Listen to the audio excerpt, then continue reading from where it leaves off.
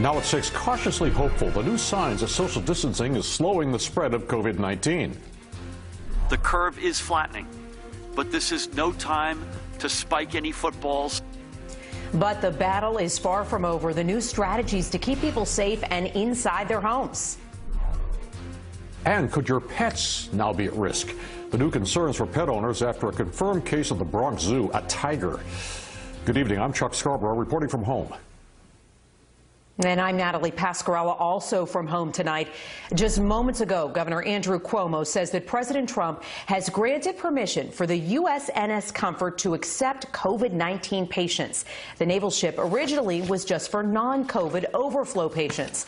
He also announced the statewide pause order has now been extended through April 29th. Non-essential businesses and schools will stay closed until then.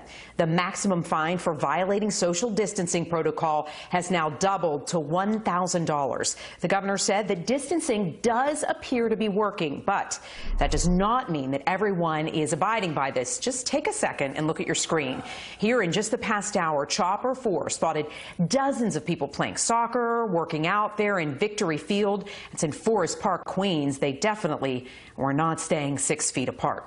Now in New York, cases keep rising, but the rate luckily has slowed. Governor Cuomo says cases are essentially flat for 2 days, meaning the apex could be near or at the rate that it's leveled off for now.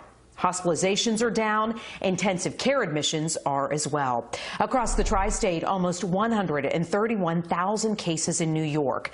4,758 deaths. In New Jersey, more than 41,000 cases. Your number at 1,003 deaths right now. More than 6,900 cases in Connecticut with 206 deaths. News 4's Andrew Sifkin kicking off our team coverage live at Bellevue Hospital with the latest, Andrew, on the city's efforts. Right, Natalie, and keep this in mind. If New York City and New York State is at the apex or peak, it could be a plateau, meaning it could last for days or even weeks, and that puts tremendous pressure on the hospital system and also the medical examiner's office. You see behind that green fence there's a makeshift morgue. There are dozens of them around the city. More on that in a moment. But the mayor with a positive note today saying that some of those personal protective gear shortages have been solved, at least for now. I just want to thank you. Mayor de Blasio in Brooklyn today, thanking workers for making gowns, helping stem the shortage of personal protective gear. Our public hospital system has enough for this week.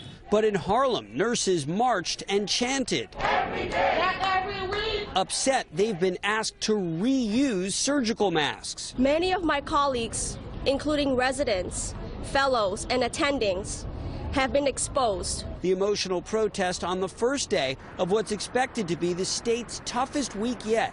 New York may have finally hit the apex for new coronavirus cases. Well, the numbers look like they may be turning. Yay, it's over. No, it's not. The governor, far from celebratory, criticizing New Yorkers for going outdoors in large numbers. If it's not about your life, you don't have the right to risk someone else's life. One city councilman tweeted a frightening scenario, temporary internment, where the city might use a park for burials, trenches dug for 10 caskets in a line. Councilmember Mark Levine said another possibility is mass burials on the remote Hart Island. I don't want to alarm people with that image, but I do think it's important people understand how the city will deal with a shortage of freezer space. Meanwhile, the mayor ended the pilot program of letting New Yorkers walk on a handful of city streets. They reopened to cars today, while another makeshift hospital, this one in Van Cortlandt Park, is taking shape. This as brick and mortar hospitals approach capacity. It's not that we're drowning, it's that we're just constantly treading water.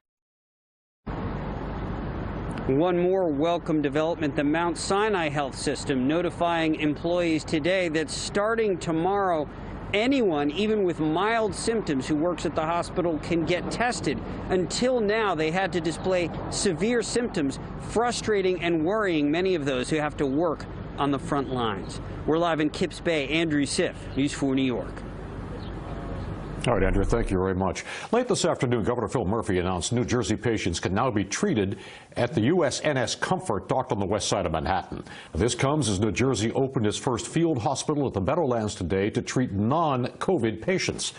And some encouraging news in the Garden State. The growth rate of cases appears to be slowing there from 24% day over day to just over 12% today.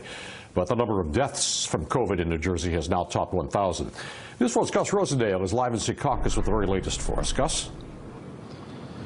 Well, Chuck, as you say, the first hospital of its kind in the state. We were here throughout the day. We saw staff and supplies arrive. Also arriving, as you touch upon, hope that maybe not all of this will be necessary. EKG machines rolling into New Jersey's first field hospital. Medical and military personnel are turning this Secaucus Convention Hall into a medical facility that will help during the coronavirus pandemic. But Nurse Patricia Cruz says common sense remains key. Keep your hands clean, social distancing, exactly what you're being told. Don't panic. It's not necessary to panic. The 250 beds here are not intended for COVID-19 patients. Instead, they're meant to help with overflow from different types of cases overwhelming packed hospitals across the state. Similar sites are planned for Edison and Atlantic City. But all the extra beds may not be needed. Governor Phil Murphy says the growth rate of new cases is starting to slow. This means that our efforts to flatten the curve are starting, and I say starting, to pay off, even with the lag time in getting testing results back from the labs. Print my whole name. Mike Filchek has been delivering medical supplies like these EKG machines across the country. Now he's in the epicenter of the crisis, where even with signs of hope, no one is slowing down on the front line. New clients calling from all over the place. So demand is there, but there's shortages in equipment. There's only so much that our market could bear. And then there is another kind of equipment. Governor Murphy told us today the state now has access to 20 refrigerated trucks that could handle a total of more than 1,600 bodies. And so, yes, there's hope out there tonight. There's also a very strong reminder of the tough days and weeks that are still ahead. We're live in Secaucus. I'm Gus Rosendale, News 4 New York. Gus, thank you. Police in New Jersey are out in full force, cracking down on those who do not keep their distance. Last week, Newark police issued 824 summonses to people who violated social distancing rules. 44 non-essential businesses were shut down, but no drivers were ticketed. Newark, along with neighboring cities East Orange, and Irvington, have all been on lockdown since March 31st. Well, the number of COVID-19 cases is on the rise in Connecticut tonight. Governor Ned Lamont announced that 1,200 new cases and 17 new deaths happened. That brings the number of cases to more than 6,900, with 206 deaths in the state. The governor is already looking ahead to the coming months and ways to keep the public safe. How can we thoughtfully get people back to work without having another wave of infections? And a lot of that's going to be in and around more broad-based testing. And today, Governor Lamont launched a new public service announcement campaign, just reminding Connecticut residents to stay home, Chuck. The New York City Parks Department has announced that all dog runs are going to close. This follows complaints of overcrowding in the parks there and dog runs. However, parks will stay open.